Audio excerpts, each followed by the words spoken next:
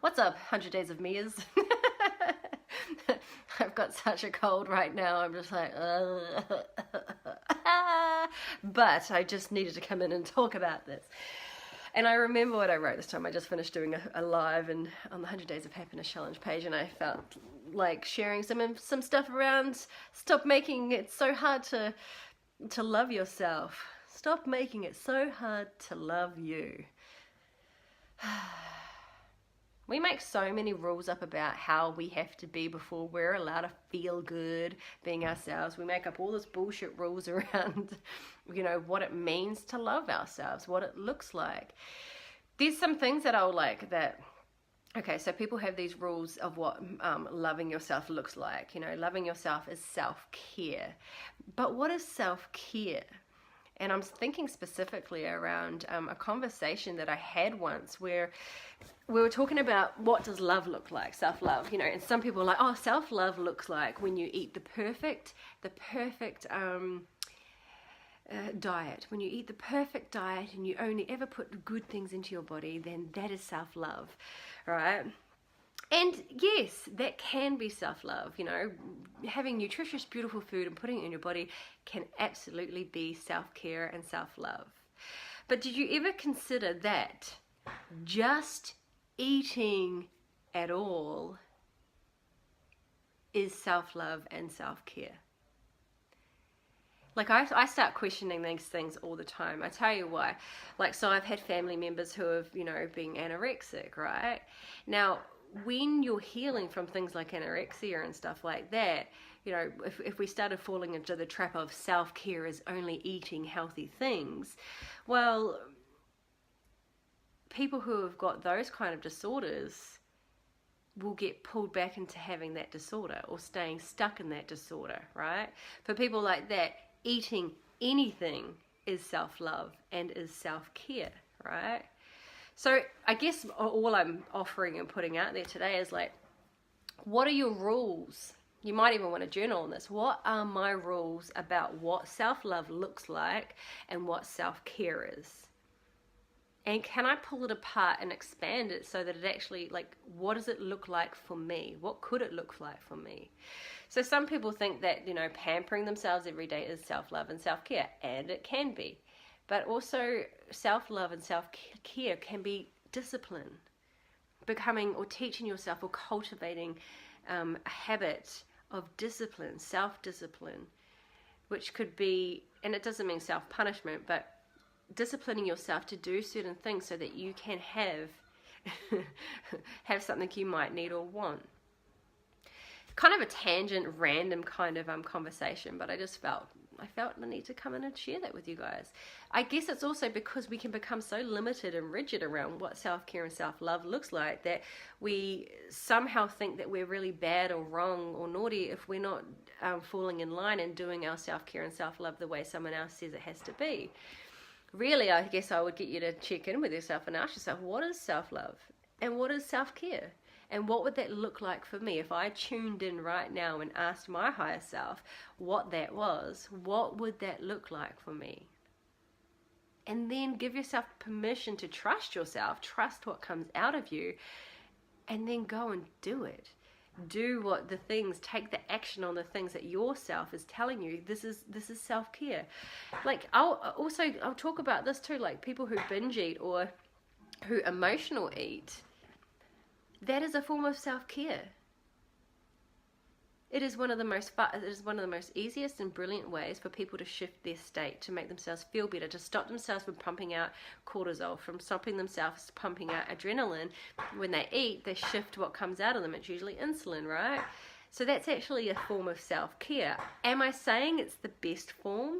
No, I'm not saying that. But what I am saying is that it is a form of self-care. And when you start noticing that the things that look like sabotage or bad things, or have been termed bad, can actually be you doing your best to look after yourself right here and right now. You're making the best decisions with the skills and knowledge that you currently have. Then we get to let go of all of the emotions that are around it, like fear, shame, and guilt. You let go of that and say, I'm actually doing the best that I can. then when you start letting go of fear, shame, and guilt, you start feeling more relaxed in your body. You have permission to be yourself where you're at, whatever that looks like. And when you have that release and you finally get to have, like, feel safe where you're at, whatever that looks like, that's when you can make even better choices again. You can grow from that state, right? When people don't feel safe where they're at, they feel wrong for doing what they're doing, and they get stuck in this pool of low vibe, like fear, shame, and guilt. It makes it really challenging to grow from that place. It's challenging because you don't feel like you're getting a choice. But if you're sitting where you're at and you're like, okay, this is what this is where I'm at. I'm going to release all the fear, shame, guilt around it. You know, you might cry about it, you might whatever. Release it from the body. Breathe, come back into safety and go, all right, now what can I choose for myself? What choice would be the best thing that I could do to look after myself right now? You can also start asking yourself, what do I even want? Like, what do I want to achieve? What do I want to create in this world? Who do I want to be? Like, give yourself full permission to just have absolute choice. Freedom of choice, right? Conscious choice. It's such a beautiful space to live from and to grow from, rather than always being in the low bright vibe sort of shame, fear, guilt sort of space and trying to grow from there. When we release all of that and we relax, we're like, now I really get to choose.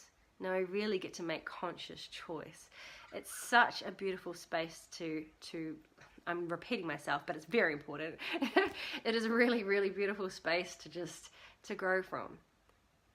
To grow from that space of safety. Full permission to love yourself right now, wherever the hell you are, whatever you look like, however you think, no matter how negative you might feel you are or think you are. When you're okay where you're at and you start loving you at that space, and you love all parts of you, all of the dark, shadow, ugly, and messy parts, full permission, then you get to grow and release what no longer serves you and add in things that do serve you. And it's freaking empowered. It's so powerful. So much more fun. So much more fun. Life just gets so fucking exciting from that space. Anyway, so we've been doing the Fit Reflection program. This is the 4th week. We're into our 4th week. We're actually opening the doors again, and we're letting people come in for the next 30 days. So the Fit Reflection is a program where weight loss does happen, healthiness happens, but I definitely come from a different space when I teach people how to do this, how to get the results that you want. It is literally around the process of doing exactly that, where you have full permission not to wait till the 30 days are up or until the weight loss happens or until you've changed whatever it is before you're allowed to feel good about you. It's about learning how to bring in all of those feelings of fucking self-love and acceptance right here, right now, as you are, bringing in the safety into the physical body, for being whoever you are right here, right now, and then allowing yourself to shift into whatever it is that you want. If you have the excess weight that you want to release, then it will happen naturally without force. If you want to let go of low vibe thinking, or if you want to, whatever it is that you want to shift, if you just want to shift something but you want full permission to be who you are, you get to have it now. Does that make sense? Where you literally get to have full permission to be who you are right now, learn to love and accept all of those parts. All of them, no matter how messy you think they might be. We get to remove the shame, guilt, fear around it, and then you get into flow. And that's pretty much how, I mean, shit, you could walk away and just take on board these concepts now. And that's how you get into flow. That's how you get into full permission. That's how you get into full choice. And then you tap into the deeper part of yourself and you're like, right, how does this get to be for me? What do I want? How am I going to get there? Am I going to fully trust and back myself that I can actually get there without it being hard? And I hate hard. I mean, I tried that for a very long time. Like when I used to when I was a personal trainer, and way back, hello Bridget, like back in the day when I first used to, try and lose weight because I wanted to lose weight, but it was fully coming from that space of fear, shame, guilt, stress, not feeling good enough, like pushing myself towards this thing, hoping that the end result would give me feelings of acceptance and awesomeness and freedom to be myself. It never worked that way. It never worked. when I let myself have full permission to be who I was right now in the moment, when I wasn't this, what I thought was, you know, perfect or beautiful or whatever, when I gave that myself permission to have it in the now, rather than when I reached losing weight or all the other crap, that's when stuff started to shift. When I had full permission to, like, pure choice. So my choices were no longer because I wasn't good enough or because I needed to do that, because if I don't reach that goal, then suddenly I'm not fucking good enough, or if I don't lose the weight, I'm not good enough. When I came back here and was like, now, like, when I removed all the emotion around it and everything like that, that's when flow happened. That's when I got to have the results because I just wanted them. And I was always good enough right now. The guys next door back home now. So the guys over there are doing their building house. So I get to listen to that whirring thing most of the day. Anyway, I hope that landed for somebody today. You know, if you know someone who needs who wants to be a part of a program which is all about empowerment, tag them in it. Share this with a woman today that needs to hear that they get to have full permission to love themselves as exactly as they are, and everything that they are currently doing right now. I mean, take this belief with you into your day. Everything that you are doing right here, right now, is self-care and is self-love. No matter how messy it looks like, even if it looks like you're sabotaging yourself, it is actually, when you dig deeper, a part of yourself loves you so much that it is actually getting in your way. And it can sound really back to front, but it's actually really true. Everything you're doing is looking after you in this moment. Everything. Anyway, I hope that gave you some love today. I hope that made you feel a little bit better today. And I hope it helped to maybe even give you a shift in the way that you think about yourself and consider what you're doing isn't not loving yourself when the world tells you maybe it's not. It is self-love. It is self-care as best as you can do it. And you can always shift and change and improve upon whatever it is that you are currently practicing in your life. You can absolutely have more always. So if you want to join the Fit Reflection program, let me know. We're going to start again in a week.